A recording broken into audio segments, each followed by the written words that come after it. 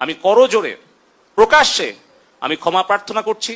আমার যে দায়, আমার যে ব্যর্থতা, সেটার দায় এবং দায়িত্ব আমি নিজের কাঁধে নিয়ে যদি জননেত্রী শেখ হাসিনা যে কোনো শাস্তি অথবা আমাকে যে কোনো সিদ্ধান্ত দেয়, সেটা আমি মাথা পেতে নিয়ে আমি বঙ্গবন্ধুর আদর্শের সৈনিক হিসেবে, জননেত্রী শেখ হাসিনা কর্মী হিসেবে, আওয়ামী লীগের একজন কর্মী হিসেবে আমার তরুণ প্রজন্মের কাছে যদি আমার কোনো ভুল ত্রুটি হয়ে থাকে, আমি করজোড়ে প্রকাশ্যে আমি ক্ষমা প্রার্থনা করছি।